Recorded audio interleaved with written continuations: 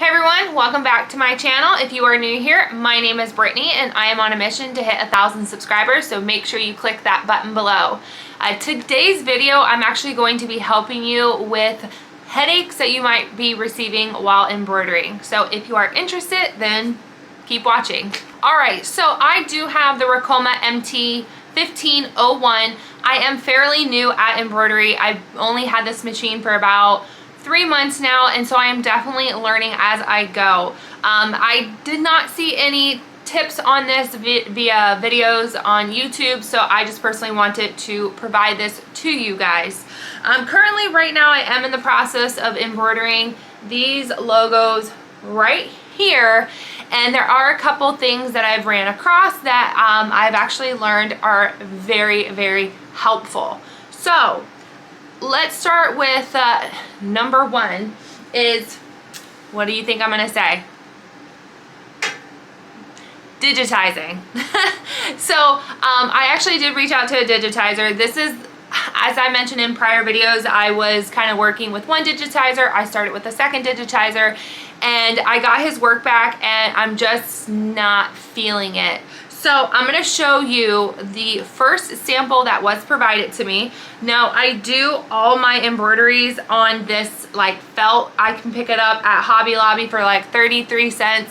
To be honest with you, I'm able to get many images as samples on one sheet. I know a lot of people say they'll do like the cutaway backings and they'll just kind of double it up. But I'm like, I don't really want to use that. I mean, maybe you can tell me the benefits of doing that, but personally I just use these. I feel like they're very similar and they're very cheap, and so I could use these because these are pretty fairly large. All right, so here's actually the first image. I did get digitized. I'm trying to, bear with me, cover up other things on here. So here's the first one, right? Like, it doesn't look horrible, but if you look close enough, the yellow does bleed a little bit right down at the bottom. So when I did send that over to my customer, I was like, hey, what do you think? Blah, blah, blah. And they're like, no, I don't like it. It's bleeding through. I don't like the look. I want something a lot more cleaner. So I was like, all right, what do? You go back to your digitizer. Hey, customer's not happy with the come out, like the turnout of this. We need to make a correction. You know, can you do that for me? All right. So then he sends me, this is my second one. Right here. Okay? Look how bad that came out. That's even worse than the first image I received.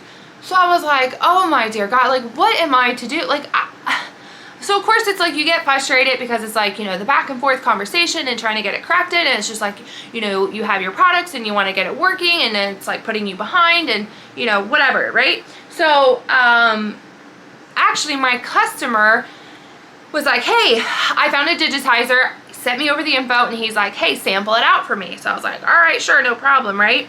So I did sample it out, and here is his sample of it. So this is the one he sent to me, and to be honest, it doesn't look that bad, but if you look close to the I and the E, you can definitely tell the white does not line up correctly. So I was just like, hey, like the I and the E, I sent a picture, is not lining up. Is there any way you can talk to your digitizer and get it corrected? And they're like, yeah, absolutely. And they got it back the same day, thank goodness. And then they sent me this one, which is the final outcome. Again, keep in mind, of course, I just need to cut that, but that's not that big of a deal. But otherwise, everything came out really great about it. So I sent it over. I was like, hey, what's your thoughts? Like, you know, are we good to go? Do you like the color combo? Everything. They're like, yeah, it looks great. Definitely, you know, let's go ahead and move forward with it. Awesome. Perfect. Thank the Lord, because I want to get this order, you know, completed and move on to making more money. So here's where I messed up, and I'm going to show you.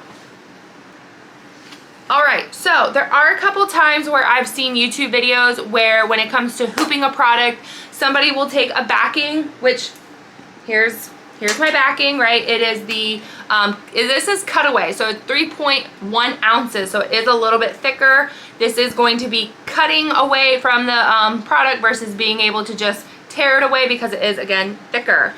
I've actually seen where people will hoop the item, right? So let's say this is hooped, and then they'll just kind of lay it right underneath it and then allow the image to just embroider, right? Which I've done that and I didn't really have an issue. However, with this, I definitely did. So look at the outcome of that, where you can see like basically the maroon all through here is basically gone. The E totally got botched, and so did the I on this one, right? So I was like, oh my God, like of course you're feeling like a failure. So I'm like, you know what? I was like, let me try to hoop the tearaway inside, right, with the shirt. So therefore, of course I'm not doing this correctly, but imagine it being like this, right? I'm hooping it inside with the shirt. So now what it's doing is it's actually creating a really tight backing. So I actually been doing that and I've been getting much better results. So I'm going to show you.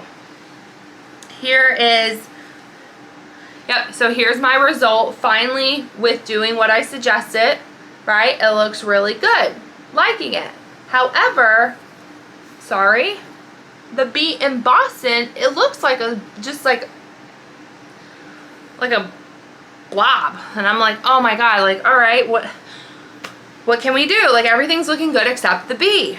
So I remember seeing a video where sometimes you have to correct your needle size to the font size. So this is very important. Guys, when I was having so many hat issues, I can't even tell you the amount of needles that I purchased. So I'm just gonna show these. I can do another video about them. These are all the needles that I purchased. I think this is the 90, which is great for like denim and really, really hard hats. This is 75. This is the 75 titanium. This is the one that's highly recommended on a daily use.